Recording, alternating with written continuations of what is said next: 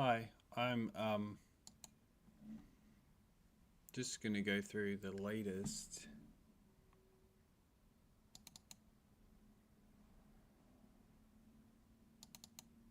in my Omenlight RPG.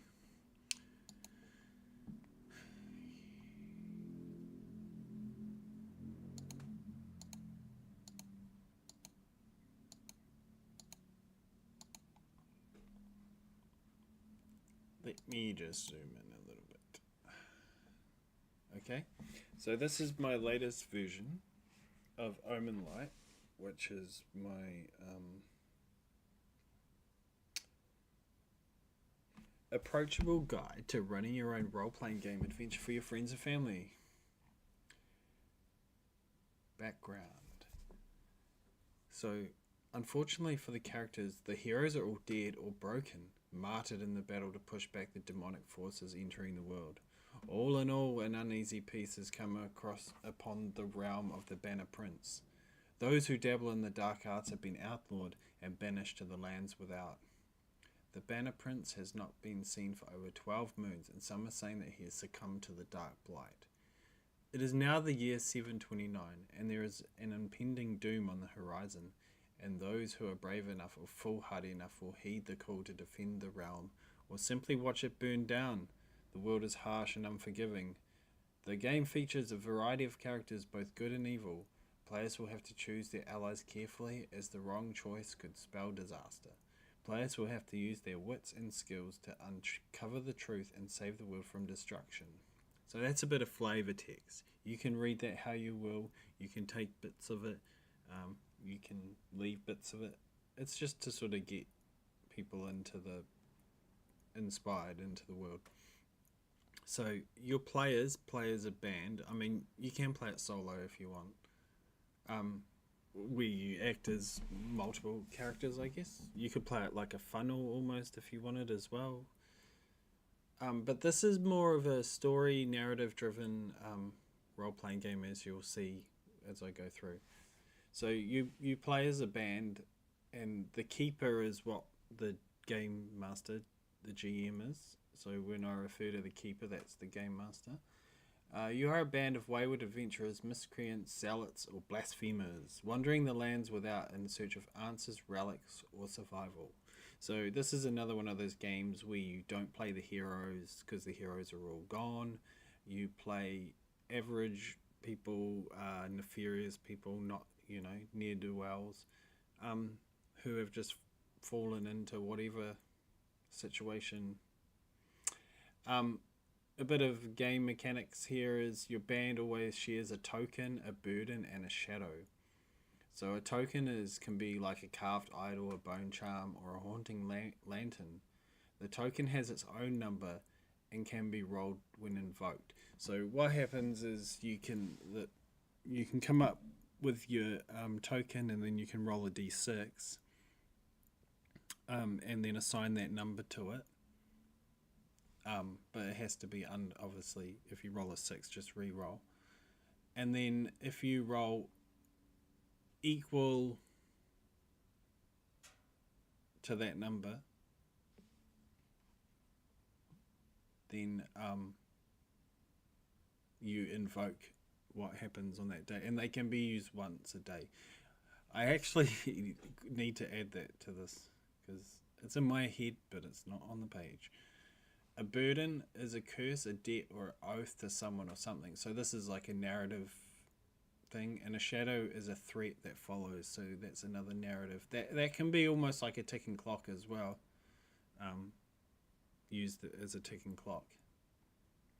So the keeper principles is the keeper creates the threat, a desire, and a complication. Guiding principle. I mean, you can if you want. These are like sort of tent poles that you can use to help guide you in, if you're the keeper, if you're running the game, help you in your quest to create a cool adventure for your players. The guiding principles: ask questions, build on player ideas. So be flexible. Remember it's what is it? Rules, not rulings. No, Sorry, I got that wrong. Use oracles when uncertain. So I have some oracles in here. Lean into environment, atmosphere, and sensory detail. So invoke the surroundings. Always describe where the characters are and what they want. If you're an experienced game master, all of these things should be you already know anyway. So the rhythm of play should follow a simple cycle. Present a situation to the players, like a location, the threat, a mystery, or a person who wants something. Ask what they do. Always remember to keep the spotlight moving between players, because you never want to feel left out. And coax people, obviously, that aren't as talkative and want to call for a role when needed, but only when it's meaningful or it's a dodgy situation. So the results, this is a mixed success game, and it should always move the game fiction or the game forward. There should always be a reason to roll. Don't just roll for the hell of it. Escalate or reveal, like you introduce a new this is what you could do. Introduce a new detail, complication, or opportunity, and the world shifts as the players act. So take into consideration what the players have done and change the world, like, you know, interacting with factions or the environment or whatever. Stories are a thing that I have from quite early on, probably from the first version, I think. Players will create stories as they play. When they complete an objective, it's considered a story. So this game doesn't really have leveling, it's more they create stories, and then stories could have keywords in them, and then the keywords can be used with roles. So it's sort of like gaining experience. But then also the other main thing is they can use their story to tell a tale or to gain gossip or a lead. And if you're visiting a shrine and it's a noble or moral tale, you can gain a blessing. And a blessing may be a bonus to a role or an insight into like what the players are trying to solve, a clue. Using scenes. So scenes are a good way to structure the game. If you don't have to say to the players like scene 1, scene 2. You just keep it in. Use it as an I'm speaking as the keeper. Use it as an organizational tool to kind of shift. Like, okay, this scene is running dry. Let's shift focus to another scene. They should always establish where the characters are. Obviously, what is happening to them. Why does it matter? And what changes if they do nothing. So rolling dice. So this dice rolling system is based off the lasers and feelings system. It's slightly different, but that's what inspired it. So you roll a d6 by default, and then see, I haven't even noted that in there. These things I see that are in my head, but I haven't actually added. I will have to add these edge cases into, well, not really edge cases, but anyway, you roll a d6, and then you can roll +1 die if you can convince the GM that you're prepared for the challenge. And +1 die if your craft applies to the task. So your craft is just an overarching term for like your player's skills, and there'll be keywords that are used. So a success. It's just, oh no, I've got just 1 die if neither applies. Okay, so it is there. Don't worry, but I do need to put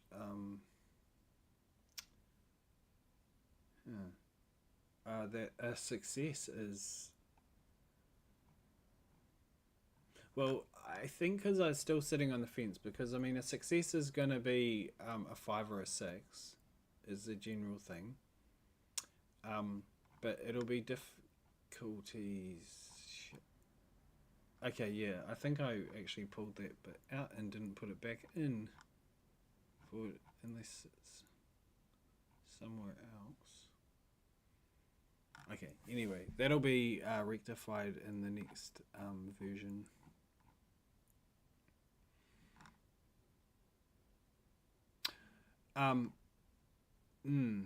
Yeah, XP is a optional thing. So yes, I did keep the XP in optional in this version.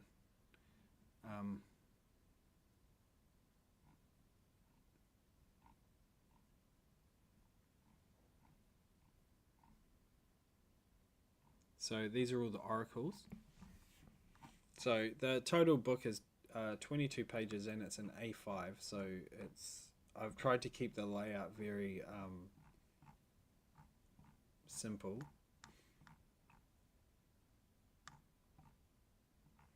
So if you want to get this, it's free, or donate if you feel that way. But as you see, it's an ongoing project that I'm constantly, in my spare time, I must admit, adding to. But yeah, if you like this kind of